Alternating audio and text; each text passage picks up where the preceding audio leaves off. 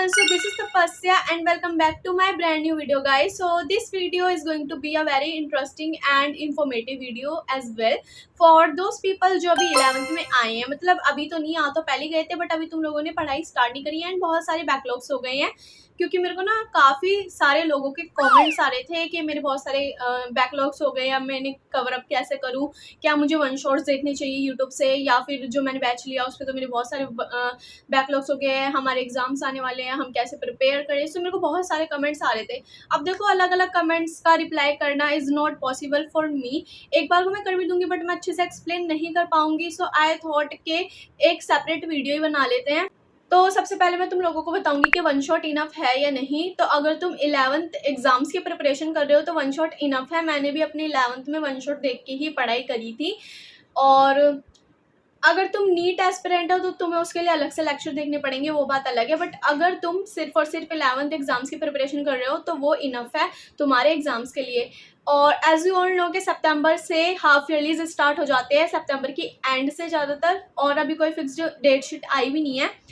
तो तुमको उसी हिसाब से प्रिपरेशन करनी पड़ेगी जिनका एक भी चैप्टर कंप्लीट नहीं हो। और मेरे को ना एक कमेंट आया था कि मेरी 80+ बैकलॉग्स है, तो इतने बैकलॉग्स अगर तुम कंप्लीट करने में रहोगे तो वो तो बहुत ज़्यादा टाइम लग जाएगा। तो तुम ऐसा करो, तुम यूट्यूब से वन शॉट देखकर वो अपना लेक्चर कंप्लीट कर सकते हो। अब कैसे करना है मैं तुम्हें आज इस वीडियो में बताने वाली हूँ।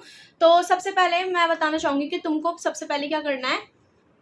तो गाइस तुमको ना सीक्वेंस वे में एंड कंसिस्टेंट वे में अगर तुमको पढ़ाई करनी है तो तुम्हें बनाना है कैलेंडर। जैसे कि ना मैंने एक शॉर्ट वीडियो बनाई थी जिसमें मैंने कैलेंडर बनाया था, वो मैंने अपनी स्टडी के लिए बनाया है और मुझे ना काफ़ी ज़्यादा सही तरीका लगता है। जब भी मैं ऐसे करके 30 डेज़ या 15 डेज़ का बनाती हूँ ना तो मैं उसमें टास्क लिखती जाती हूँ। तो तुम्हें बनाना कैसे है कि तुमको मेरी शॉर्ट वीडियो मैं मैंशन कर दूँगी या फिर तुम मेरे चैनल में जाके देख लेना, ठीक है। उसमें मैंने कैलेंडर बनाया है, तो तुमको कैलेंडर बना लेना। अब तो अभी तो देखो अगस्त चल रहा है एंड सितंबर से होते हैं हाफ ईयरली स्टार्ट। अभी भी काफ़ी ज़्यादा टाइम है अगर तुम अपने बैकलॉग कंप्लीट करना चाहते हो, बट उसके लिए तुमको मेहनत करनी पड़ेगी।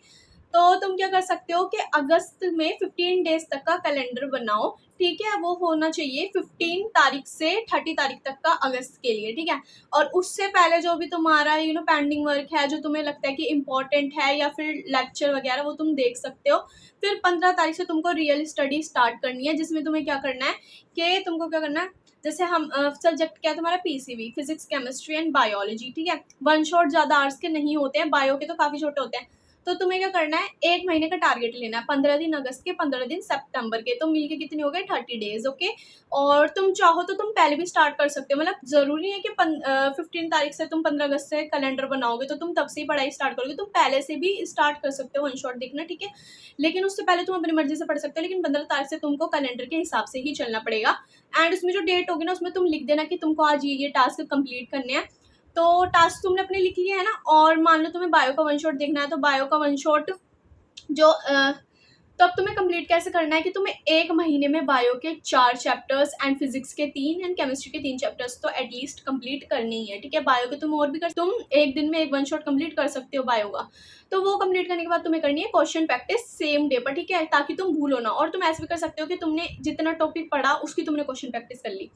अब ऐसा होता है कि किसी को ना एक सब्जेक्ट में ही इंटरेस्ट आ जाता है तो वो कर सकता है बिना बोर हुए। लेकिन अगर तुम बोर हो गए, जैसे मान लो तुम फिजिक्स का वन शॉट देख रहे हो, ठीक है, उसमें तुम क्वेश्चन प्रैक्टिस कर ली, तुमने लेक्चर देख लिया और आधा वन शॉट तुम्हारा पूरा हुआ है लेकिन तुम्हारा मन ही नहीं लग रहा पढ़ाई में और तुम बोर हो चुके हो, तो तुम क्या करो कि जो तुम्हारे पहले बायो या केमिस्ट्री के चैप्टर कंप्लीट हो चुके हैं तुम थोड़ी देर उनको रिवाइज कर लो, ठीक है। फिर उसके बाद लो ब्रेक एंड दोबारा अपने फिजिक्स के वन शॉट पे चले जाओ और फिर उसके बाद वो पूरा कर लो, क्योंकि बायो का एक वन शॉट हो गया, फिजिक्स का हाफ वन शॉट कंप्लीट कर लिया। ऐसे कर सकते हो और रिवाइज करते जाना हर डे पे, ठीक है।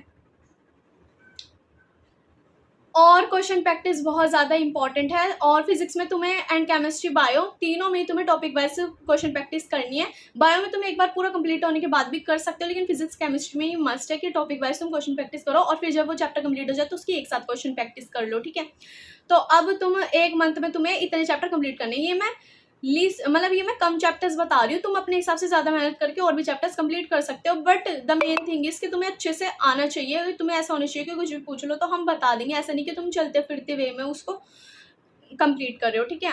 और सबसे ज़्यादा इंपॉर्टेंट चीज़ जो मैं भी करती हूँ पढ़ते वक्त कि ना मैं ना 5-5 मिनट का ब्रेक लेती रहती हूँ, ठीक है। जैसे मान लो 1 घंटे का पढ़ा तो मैंने 5 मिनट का ब्रेक ले लिया, ठीक है, थोड़ा-सा कुछ कहीं बाहर चली गई या थोड़ा ऐसे वॉक कर लिया, तो इससे क्या होता है कि हमारा माइंड फ्रेश हो जाता है एंड दोबारा से हम फ़ोकस कर पाते हैं। तो ये तुम्हें ज़रूर करना है। थोड़ा-सा 5 मिनट का ब्रेक, ज़्यादा नहीं होता है ना, तो थोड़ा-सा ही होता है, तो ब्रेक लेके तुम अपना पढ़ाई करो। अब मैं तुम्हें बताती हूँ कि तुम्हें किन-किन टीचर्स से पढ़ना है, ठीक है? अब देखो, सबका पढ़ने का तरीका अलग होता है, इसलिए मैं 3-4 टीचर्स के नाम बताऊँगी, जिनसे भी तुम्हें ठीक लगे उनसे तुम पढ़ सकते हो। आती है फिज़िकल केमिस्ट्री, तो फिज़िकल केमिस्ट्री तुम सुनील भैया से भी पढ़ सकते हो, मैंने भी पढ़ी, काफ़ी अच्छा पढ़ाते हैं। एंड आकाश त्यागी सर से भी पढ़ सकते हो या फिर भारती मैम से पढ़ सकते हो। फिर आती है, और भी अब बात करते हैं ऑर्गेनिक केमिस्ट्री की, जो कि तुम सौर्य मैम से पढ़ सकते हो, मैं भी उन्हीं से पढ़ रही हूँ recently. And then let us talk about inorganic chemistry, तो ये तुम विजेंद्र सर पीडब्ल्यू से पढ़ सकते हो या फिर भरत पंचाल सर से पढ़ सकते हो। अब बात आती है फिजिक्स की, तो फिजिक्स किससे पढ़नी चाहिए, तो तुम अक्षय त्यागी सर से भी पढ़ सकते हो, रक्षक सर से भी पढ़ सकते हो या आशु सर से भी पढ़ सकते हो। मैं रिसेंटली रक्षक सर से पढ़ रही हूँ और 11th में मैंने आशु सर से पढ़ी थी। अब बात आती है बायोलॉजी की, तो बायोलॉजी में जूलॉजी तो हमेशा से मैं समाप्ति मैम से पढ़ती हूँ एंड बॉटनी में विपिन भैया से पढ़ती हूँ। लेकिन तुम समृद्धि मैम से भी अपनी बायो पढ़ सकते हो या फिर आयुषी मैम से, वो भी काफ़ी अच्छा पढ़ाते हैं। समृद्धि मैम से मैंने 10th में पढ़ा है, तो काफ़ी अच्छा पढ़ाते हैं। तो ये तो हो गया, तुम अपने बैकलॉग्स कैसे कवर अप करोगे, तो ये तुम पे डिपेंड करता है कि तुम भाई कैसे अपना सब कुछ मैनेज करोगे। टाइम तुमको मैनेज करना है। अब मैंने बता दिया कि तुम कम से कम चैप्टर्स भी कंप्लीट कर सकते हो सकता है भाई तुम थोड़ा कम पढ़ो, और जो थोड़े और मेहनत कर सकते हैं वो इससे ज़्यादा चैप्टर कंप्लीट कर सकता है 1 मंथ में, लेकिन उसके साथ क्वेश्चन प्रैक्टिस होनी चाहिए और तुम्हारी चैप्टर पे ग्रिप होनी चाहिए। वन मोर थिंग कि अगर तुमको अच्छे मार्क्स लाने अपने हाफ ईयरली में, तो तुम वेटेज वाइज भी चैप्टर्स को कर सकते हो। जिनकी हाई वेटेज है उनको ज़्यादा प्रेफरेंस दो, जो हाफ ईयरली में आ रहे हैं अभी, क्योंकि अभी एग्जाम्स तो बाद में आएंगे फाइनल, उससे पहले तो हाफ ईयरली है ना, तो उसके लिए तुम ध्यान दे सकते हो कि हाई वेटेज चैप्टर पहले तुम करो और उस पर अच्छे से ग्रिप बनाओ, फिर उसके बाद जो उससे कम वेटेज के उसको करो, फिर और भी ज़्यादा जो कम वेटेज के हैं उनको करो, ठीक है। और अगर तुमको नीट वगैरह के लिए पढ़ना है तो तुम भाई अपने सीक्वेंस मैनर में पढ़ सकते हो, लेकिन उसके लिए क्वेश्चन प्रैक्टिस तो मस्ट है, जैसे कि मैंने तुम्हें बताया। So that's all for today's video. अगर तुम लोगों को ये वीडियो हेल्पफुल लगी हो तो तुम मेरे चैनल को सब्सक्राइब भी कर सकते हो। बाय।